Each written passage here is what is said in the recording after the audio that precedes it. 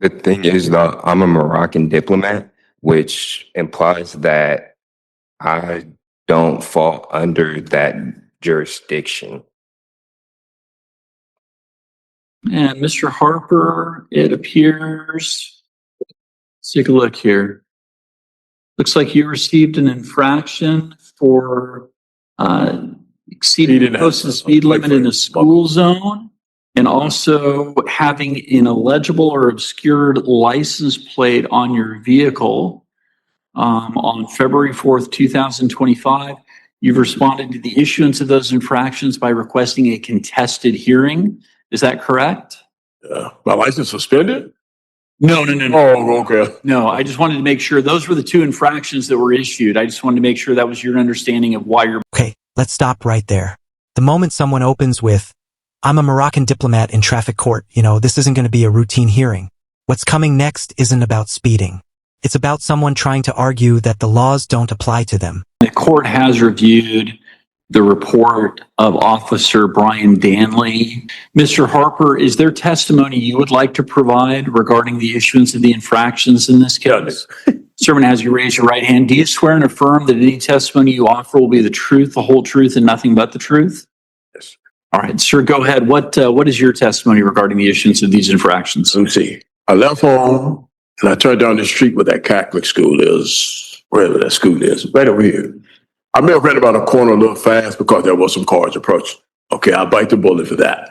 But as I'm going down the road, I don't know how long that the officer was behind me, but when I get to the light, I finally see him pulling up. He wasn't already behind me, he was pulling up. And as I turned in the corner at the light, he hit his lights. So I'm hearing impaired. I get out of my car to that police officer, whoever. No. First thing he says, get back in your car. I said, no, I'm getting back in my car. I'm hearing impaired. I'm not going to miss something you say. So it started from that. And I'm going to tell you the truth. He started to put his hand on his gun. And I told him, don't do it with me. I don't play that. I'm not going to say what I said. I said, but I don't play that. Don't do it. And he attempted, and I let him know, I don't play it. And I wasn't going to play it, so I'm going to tell you the truth. I don't have no problem with police, but when he went like that, that's my problem. Evidently, he didn't like what I was saying to him. I'm telling him, I'm hearing impaired, whatever he doesn't like, that's your problem, not mine, but you're not going to put your hand on your gun with me. And I'm definitely not going to go for it. He called other people. They came or whatever, gave him my ticket. You're going to try and tell me, oh, you can go. I looked at him like, are you crazy? I cursed him out. I ain't gonna lie. I'm not your kid. You're not going to talk to me like that. I'm a grown man just like you're a grown man. You can't respect me. I'm not going to respect you.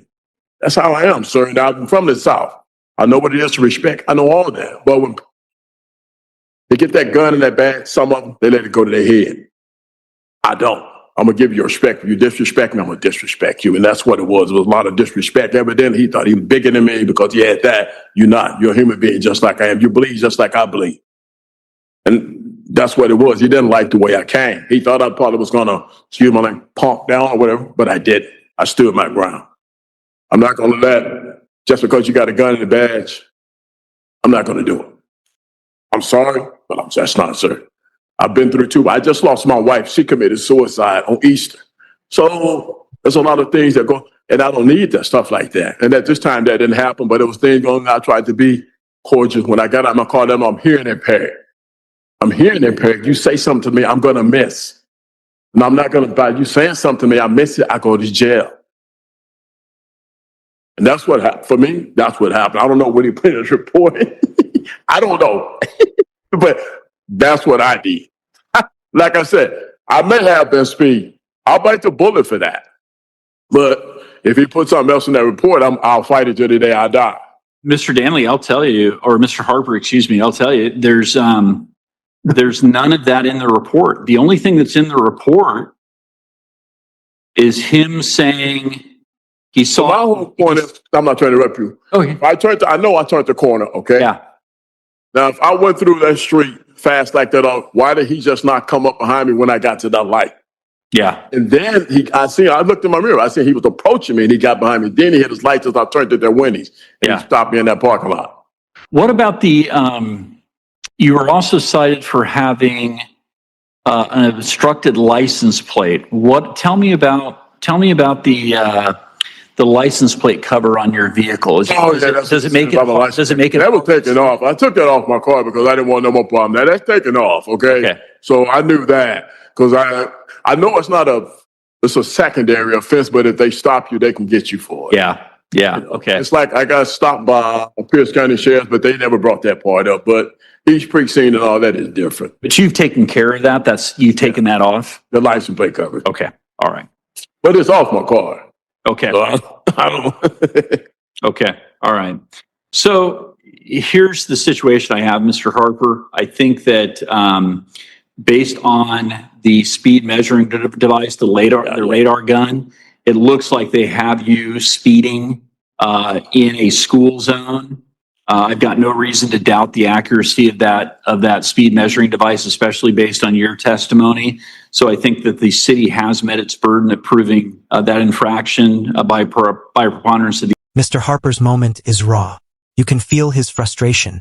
This isn't a sovereign citizen thing.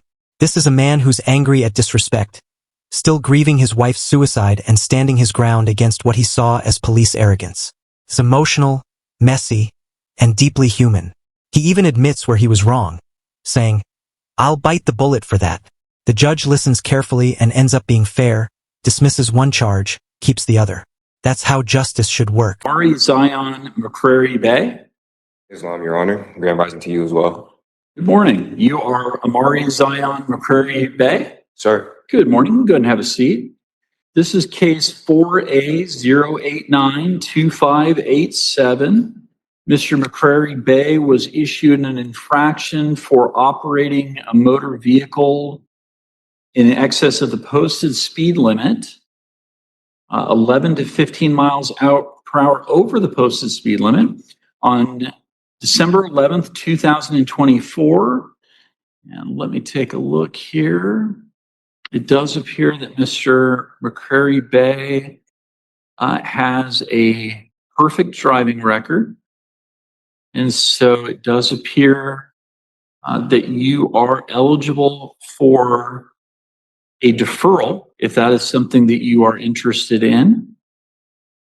You have responded to the issuance of the infraction by requesting a contested hearing. Is that how you would like to proceed this morning? Yes. And now here comes the next case, and it's a completely different vibe. You'll notice it right away. Amari doesn't talk like a normal defendant. Not Catholic or Baptist. I'm a Moroccan national, so Yes, sir. if it's all right, could I put my hand over my heart and say, Yeah, that's fine. I just need you to affirm that whatever you tell the court will be the truth, the whole truth, and nothing but the truth. yes, sir.